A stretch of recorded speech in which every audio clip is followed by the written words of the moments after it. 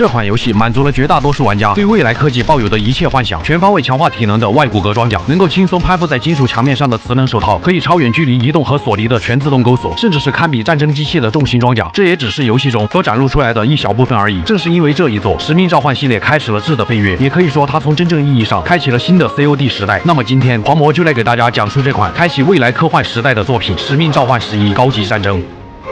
故事的背景发生在虚构的2054年，参军不足1昆年的练习生米歇尔与自己最好的朋友威尔被漂亮国派往首尔协助韩国作战。彼时的士兵们都已身着能够增强战力的 EXO 外骨骼装甲，在严阵以待的氛围下，长官考麦克发动了战前动员。随着考麦克一声令下，米歇尔和士兵们登上了着陆舱。很快，他们开始向着地面进发，但随之却遭到了防空炮的轰击，着陆舱只能被迫降落在一栋大楼之上。好在小队成员并无大碍，在米歇尔一脚打开舱门后，外面已是战火纷飞。现在他们要做的便是前去摧毁敌方的防空炮。凭借身上的喷射装置，米歇尔等人可以轻松穿越各种地形，一路上都是形态各异的战争机器，就连无人机都拥有了蜂群一般的作战方式。中途他们遇见了名为巨神的私人军事公司旗下的救援队，带头的名为 GDN。简单交涉过后，双方便分道扬镳。值得一提的是，米歇尔的好友威尔正是巨神公司的少爷。尽管巨神的科技领先世界至少20年，但威尔可不甘心做一个超级富二代，他只想立马为国捐躯。凭借透视手雷和外骨骼的加持，小队很快就杀到了防空炮塔面前。就在威尔将炸弹放置好以后，他的手臂却突然被机关卡住，眼见炸弹即将爆炸，威尔自知无法脱险，于是一把将米歇尔推了下去。随着爆炸声响起，威尔与炮塔同归于尽。尽管米歇尔捡回了一命，但一块飞来的碎片也让他失去了左臂。虽然这场战役漂亮国取得了胜利，但也为此付出了惨痛的代价。不久后，因残疾退役的米歇尔参加了好友威尔的葬礼，他默默地按下 F 表达了自己的敬意。这时，威尔的父亲乔纳森来到了米歇尔面前。乔纳森表示，看在儿子的面子上，可以将米歇尔当作干爹一样对待。哦不，应该是当作干儿子一样对待。乔纳森可以用巨神公司掌握的科技帮助米歇尔重新回到战场。果然，不久后，在乔纳森的帮助下，米歇尔拥有了全新的机械臂，无论是自身的实力还是装备的性能都得到了质的飞跃，甚至是他在首尔见过一面的 GDN 都在亲自帮助他进行模拟训练，以熟悉全新的机械臂。期间，乔纳森还带他参观了巨神公司的总部。巨神不仅仅只是一家普通的私人军事公司，它拥有世界上最大的独立军队，并且不服从于任何国家，凭借他们所掌握的科技，完全能够实现一场高级战争。作为掌管巨神公司的老板，乔纳森非常看好米歇尔的潜力。米歇尔也顺利通过了模拟训练，证明了自己的价值，从而正式加入巨神公司。当然，成龙说过一句话：模拟训练中的你再强大也是假的。于是，在2个月后，米歇尔迎来了在巨神的第一次任务。根据情报，尼日利亚总统在参加一场会议时，被名为 KVA 的极端组织所绑架，极端首领代号为哈迪斯。对于巨神公司来说，营救人质是他们的强项。在 GDN 的指导下，米歇尔操控微型无人机飞向了目标建筑物，整个现场在微型无人机的监视下一览无余。见到已经有1名人质被杀害，米歇尔和 GDN 带领小队立马开始了行动。他们穿戴好磁能手套，通过金属墙面轻松来到楼顶，并利用筋膜装置悄无声息炸开了房顶。在没有任何人发现的情况下，他们来到目标所属房间，利用透视加穿墙解决了所有敌人。尼日利亚总统成功获救，但极端首领哈迪斯却早已带着其他人质逃走。原来哈迪斯的目标并不是总统，而是参加会议的技术人员，并且此时正在离开市中心。小队立马开始行动，可负责拖延的极端分子却在闹市区与他们展开了猛烈交火。为了不伤及到无辜的平民，米歇尔只能小心翼翼地清理阻拦他们的敌人。由于大量极端分子的阻拦，米歇尔和 GDN 只能冒险跳上高速上穿行的货车。好在凭借磁能手套，他们才能在高速行驶的货车上随意穿梭，但敌人的攻击却接踵而至，稍不注意就会粉身碎骨。好在米歇尔有了机械臂和外骨骼的加持，干脆直接跳上敌方装甲车，将里面的极端驾驶员硬生生扯了出来。在如此冒险的战斗下，他们终于来到了装有人质的货车上，可因为车辆失去控制，导致他们跌入了水中。不过好在他们还是成功的救出了技术人员。事情过后，乔纳森对米歇尔的表现非常满意，觉得有了米歇尔的加入，他们一定能干成一番大事业。但极端组织也变得越加难对付了起来。他们的首领哈迪斯发表了一则声明，极端分子觉得高科技是一种畸形的产物，不适合年轻人奋斗，所以他们要让世界重回农耕时代。很快，米歇尔和 GDN 前往了位于西雅图的核电站，阻止极端分子破坏核反应堆。为此，巨神公司不惜出动了大量高科技载具和专业的团队。可他们刚一抵达核电站，就遭到了激烈的抵抗。由于敌人数量众多，饶是靠着高科技的加持，他们也推进得异常艰难。当他们杀进核反应堆的控制室后，却发现极端分子已经炸毁了冷却池，导致反应堆彻底失去了控制，建议无法收场。他们来到外面想要撤离，但核反应堆也在这时发生了爆炸，场面可谓是乱作一团。好在撤离的直升机及时赶到，米歇尔侥幸逃过一劫。但这场灾难却远不止如此，世界各地的核电站都遭到了极端组织 KVA 的破坏，无数的平民因感染核辐射而死。面对 KVA 的威胁，世界各国束手无策，而巨神公司则利用手中的高科技，帮助其民众重建家园，抵抗 KVA 的袭击。因此，巨神公司一跃成为了最强的势力。时间来到了4年后，米歇尔在 GDN 的带领下，来到了巨神为数百万平民所建设的大型营地底特律。经过了4年的追踪，他们终于发现了哈迪斯的得力手下皮埃尔博士的踪迹。事不宜迟，为了通过博士找出哈迪斯，他们驾驶悬浮摩托，向着目标所在的医院杀去。此时的他们早已战斗经验丰富，留守在这里的极端分子根本不堪一击。很快，他们抓住了博士，而现在需要先将嘴硬的博士带回总部，可中途米歇尔等人却遭到了埋伏。千钧一发之际，一群身着光学隐身外骨骼的友军将他们救了下来。没有更好的选择，米歇尔和基迪恩等人只能让友军帮忙掩护，他们则驾驶悬浮摩托向着基地撤离。一路上，极端分子对其穷追不舍。幸运的是，他们在最后一刻成功撤回了基地大门之中，而身着重型装甲的士兵则成为了他们最坚强的后盾。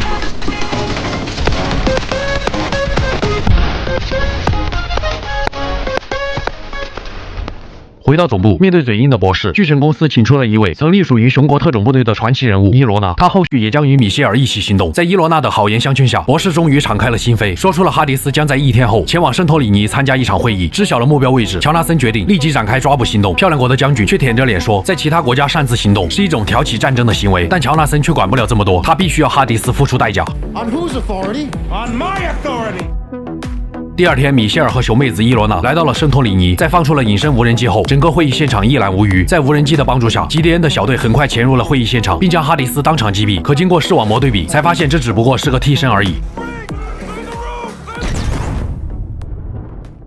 尽管基迪恩保住了性命，但也有一位小队成员为了保护他们而牺牲。见到这一幕的米歇尔忍不住了，立即和伊罗娜一起前去拦截哈迪斯离开的车队。见还有狙击手胆敢阻拦自己，米歇尔怒从心中起。好，这么玩是吧？他索性也不装了，直接利用外骨骼的喷射装置，径直向着狙击手所在的钟楼杀去。在目瞪口呆的狙击手注视下，拉近距离的米歇尔直接用毒刺导弹炸毁了整座钟楼。好在这个小插曲并没有耽误他们阻击哈迪斯的车队。这些极端分子在米歇尔的面前也只不过是一群乌合之众而已。借助榴弹炮和喷射装置的对敌防空压制，米歇尔和伊罗娜很快便清空了极端分子。就在米歇尔即将抓到哈迪斯的时候，他的手下狗急跳墙，驾驶汽车硬生生将米歇尔顶在了墙上。从昏迷中醒来的哈迪斯和伊罗娜扭打在了一起。好在米歇尔利用机械臂的迷惑性，一刀抹了哈迪斯的脖子。然而哈迪斯临死前回光返照，愣是交给了米歇尔一枚珍藏已久的 U 盘才咽气。随着哈迪斯的死，巨神公司当之无愧成为了世界上最强大的势力。可那枚哈迪斯留下的 U 盘却让米歇尔、基迪恩、伊罗娜三人不寒而栗。原来当初那个被哈迪斯绑架的技术人员曾告诉过乔纳森，极端分子将会炸毁全世界的核电站，但乔纳森为了从中捞到好处，以提升巨神公司的形象和影响力，杀害了唯一知情的技术人员。乔纳森处心积虑想要除掉哈迪斯，想必也是为了隐瞒这件事。意识到大祸临头的三人正准备离开，但却被早有预料的乔纳森逮了个正着，毕竟不是亲生的。见乔纳森出现，米歇尔立马想要攻击对方。看到干儿子想要和自己火并，乔纳森非常的失望。而基迪恩见没有任何反抗的余地，只能对乔纳森表示都听干爹的。就在乔纳森离开后，一个神秘人帮助他们脱离了守卫的控制。凭借自身丰富的战斗经验，再加上神秘人的指引，他们很快便来到了撤离点。神秘人也从直升机上走了下来，原来他就是米歇尔之前的漂亮国长官考麦克。而基迪恩也在此时出现，他相信米歇尔和伊罗娜的选择，并将他们的行踪隐瞒了下来。米歇尔等人也因此逃出了总部。事后考麦克解答了他们心中的疑惑，因为漂亮国一开始成立了针对极端分子的联合作战部队哨兵，但随着哈迪斯的死，他们发现了巨神公司这个最大的威胁，并且巨神公司也在酝酿着一个名为歇尸的可怕计划。漂亮国营救米歇尔和伊罗娜，也是为了了解更多关于歇尸的情报。事已至此，二人也索性加入了哨兵。不久后，他们前往了乔纳森位于曼谷的别墅，调查有关歇尸计划的线索。凭借超远距离的钩索以及喷射装置的高机动性，米歇尔悄无声息地来到了别墅内部，并发现他们之前在底特律拼了命带出来的博士，此时正在为乔纳森研究某种可怕的病毒，而这种病毒正是所谓的歇尸计划。为了更好地了解歇尸病毒，他们在运输病毒的飞机上安装了定位装置。随后在总部的接应下，他们在南极洲开始了拦截行动。在将运输机破坏后，他们得以在迫降位置展开搜查，但同时巨神的快速反应部队也在第一时间到达了现场。面对装备精良的巨神部队，饶是单兵作战能力最强的米歇尔，也在长时间的艰苦作战后被打入了冰川之中。当从冰川出来的时候，迎接他的竟然是基迪恩。基迪恩先是向总部汇报米歇尔已死，随后毫不犹豫地击杀了队友，并向他们透露了乔纳森确实正在研发具有大规模杀伤力的病毒，而歇尸病毒是一种针对特定基因的生物药剂。通俗来说就是，一旦投放到了战场，没有任何应对措施的己方将会在顷刻间全军覆没，而敌方将会毫发无损。在基迪恩提供的线索下，米歇尔等人来到了位于保加利亚的歇尸病毒实验基地。他们悄无声息地来到了实验室，将这里所有的成品和数据全部破坏。为了从这里突围，他们驾驶悬浮坦克向着外面杀去。在这种未来科技的加持下，敌方任何的载具和步兵都只是形同虚设。与此同时，乔纳森公开承认了巨神公司的歇尸计划，并准备用极端的方式来彻底终结这个世界上的战争，以实现巨神统治下的极端和平。而他的第一个目标就是先解决漂亮国。为了先发制人，巨神公司已经在旧金山对漂亮国的舰队展开了围攻。米歇尔和基迪恩也在第一时间赶往了旧金山，并立马对疑似装有歇尸的货车展开了追击。他们很快便将货车截停在了金门大桥之上，但巨神公司的部队还在妄图阻拦最强单兵米歇尔，一切都只是徒劳而已。米歇尔轻松便来到了货车的面前。可当他检查货车的时候，数架无人机出现，随之飞向大桥的钢缆。在一阵阵爆炸声中，老员工金门大桥又一次被拦腰截断。好在米歇尔和吉迪恩并无大碍，他们一路杀回友军的战舰之上，并利用上面的炮塔击毁了包围友军的巨神公司货船。在这次事件之后，全世界都开始反对巨神公司，漂亮国也决定对巨神公司的总部新巴格达发动进攻。米歇尔等人驾驶战斗机，先是穿越峡谷摧毁了巨神公司的水坝，随后径直向着新巴格达飞去。他们很快杀进了市区内，与地面部队展开了交火。米歇尔更是直取敌人的炮塔，并利用炮塔将周围的防御设施全部摧毁。眼见巨神部队节节败退，乔纳森也孤注一掷，直接在城市中释放了蝎尸病毒。一瞬间，漂亮国在新巴格达的士兵全军覆没，只剩下了曾在巨神公司打过预防针的米歇尔、吉迪恩和伊罗纳三人。由于势单力薄，三人还是沦为了阶下囚。就这样，他们被抓进了巨神的战俘营。长官考麦克虽然侥幸躲过了病毒，但也还是被抓到了这里，没有丝毫反抗的余地。身为最强单兵的米歇尔，在被押送的路上想回个头都不行。漂亮国的其余士兵也被他们贴心的安排在了胶囊旅馆。乔纳森也在随后来到了他们的面前。见考麦克还在试图用他儿子威尔来讽刺自己，乔纳森给他表演了一个腰子消失术。而乔纳森曾给了米歇尔第二次机会，但米歇尔的行为让他毫不犹豫地废了米歇尔的机械臂。乔纳森走后，吉迪恩和伊罗纳见机行事，将试图反抗的狱警打翻在地。四人趁这个机会向着外面逃去，一路上都能看见被用作蝎尸实验的人。他们甚至发现巨神公司正准备发射装有蝎尸的导弹，并将之投放到漂亮国所有的大型城市。在一番艰苦作战后，二人误打误撞获得了战斗力强悍的动力盔甲。面对这种步兵大杀器，巨神的士兵根本没有丝毫抵抗能力。米歇尔靠着动力盔甲一路杀出了战俘营，可因为错过了最佳救治的机会，长官考麦克因为失血过多牺牲了。如今蝎尸导弹发射在即，也只有他们能够阻止悲剧的发生。可伊罗纳却觉得他们三个人根本无法对抗整支军队，但他忘了米歇尔这个最强单兵可是如同外挂一般的存在。下一刻，米歇尔和吉迪恩身着动力装甲，在直升机的牵引下直捣巨神公司的指挥中心。为了避免遭到大部队集火，他们从水下进入到了导弹发射台，没有任何一个士兵能够阻拦他们的脚步。二人轻松便杀进了蝎尸导弹的下方，但发射程序同时也正在启动。面对导弹发射的高温，他们没有丝毫退缩的意思，硬是顶着高达40度的温度来到了导弹下方。一瞬间，所有火力向着导弹疯狂倾泻。终于在最后一刻，导弹停止了发射，可动力装甲也因此彻底瘫痪。就在吉迪恩带着米歇尔撤离的时候，乔纳森却出现在了二人的面前。他用高端设备轻松便黑掉了二人的 EXOY 骨骼，导致他们无法移动分毫。尽管乔纳森大势已去，但他还是觉得只要巨神公司统治地球，那么将不会再有战争，这条路上一定也会有所牺牲。但米歇尔根本听不进去，由于总部并不知道他们已经停止了导弹发射，漂亮国随时都有可能摧毁这栋建筑。乔纳森索性也就任由他们自生自灭。但他做梦也没想到，米歇尔竟然强行挣脱了外骨骼，并一路向着乔纳森追去。然而此时已经没有任何人能够阻拦米歇尔的脚步了。他直接冲上前，一把抓向了乔纳森，但也因此差点从高处跌落。乔纳森死死地抓住了米歇尔的机械臂，希望看在往日的情面上能够给他一次机会。但在最后一刻，米歇尔表示他已经有了新的干爹，随即便将乔纳森送给他的机械臂物归原主。乔纳森也因此跌入了火海之中。想必看到这里的观众也有点迷惑米歇尔的选择。说实话，狂魔也有点迷惑。听说这个剧情本来不应该是这样的，但因为特殊原因被修改了结局，也不知道是不是真的。希望有懂的观众可以解答一下。我是修片狂魔，咱们下期再见。